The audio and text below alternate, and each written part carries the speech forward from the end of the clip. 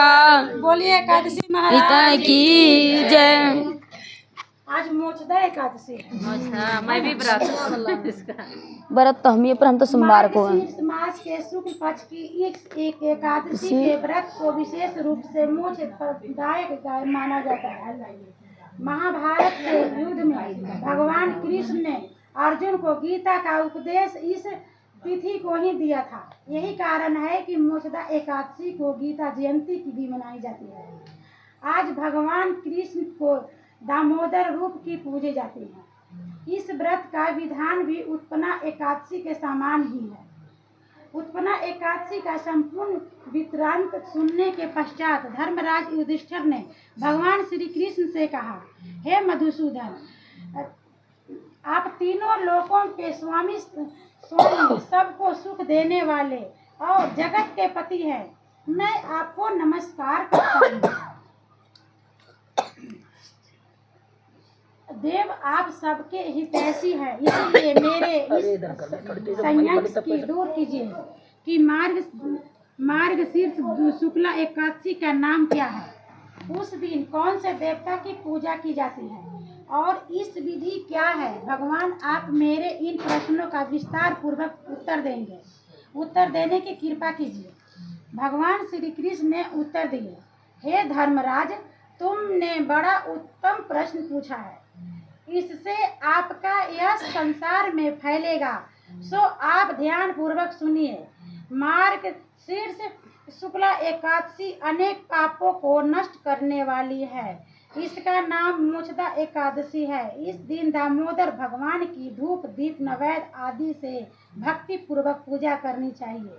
अब मैं एक अति प्राचीन कथा सुनाता हूँ कि किस प्रकार इस एकादशी का व्रत करने से नरक गए हुए माता पिता को पुत्रता को स्वर्ग की प्राप्ति होती है।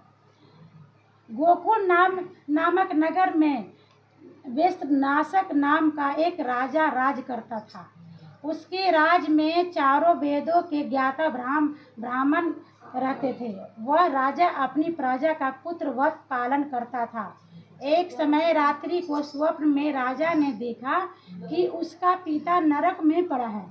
स्वप्न देखकर राजा को बड़ा दुख एवं आश्चर्य हुआ और प्रातः काल उठते ही विद्वान ब्राह्मणों से अपने स्वप्न की बात कही। राजा ने कहा, हे ब्राह्मणों, रात्रि को स्वप्न में मैंने अपने पिता को नरक में पड़ा देखा है और उन्होंने मुझे कहा कि हे पुत्र, मैं नरक भोग रहा हूँ, मेरी यहाँ से मुक्ति करो। प्राप्त हुए। आप लोग मुझे कोई ऐसा तप दान व्रत आदि उपाय बताइए जिससे मेरे पिता की मुक्ति हो जाए।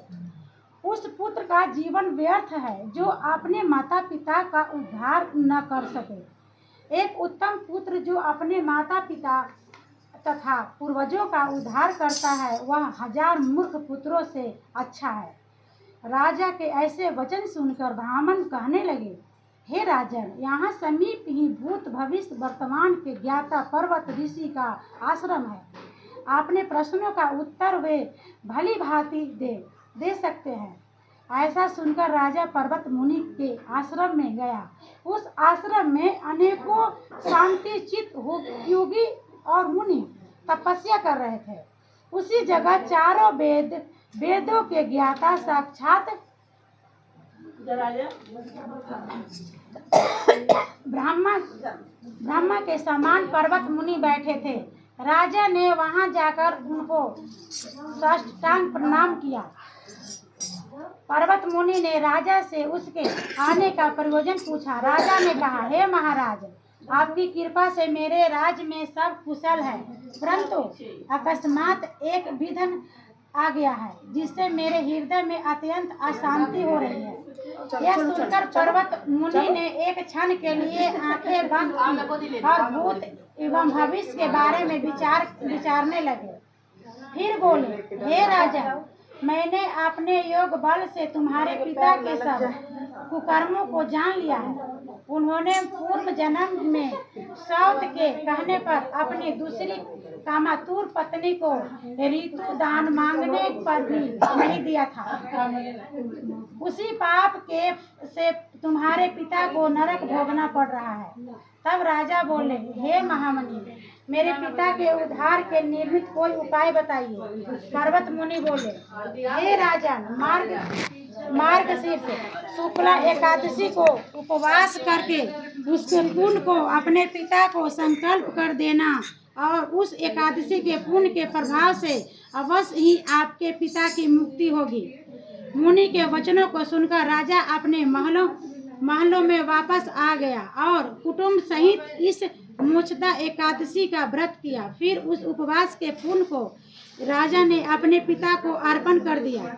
उस पुण्य के प्रभाव से राजा के पिता को नरक से मुक्ति मिल गई और वह स्वयं स्वर्ग को चले गए। मार्गशीर्ष मास के शुक्ल पक्ष की इस मोक्षदा एकादशी का व्रत करने वाले के समस्त पाप नष्ट हो जाते हैं और अंत में उनको स्वर्ग लोक की प्राप्ति होती है। इस व्रत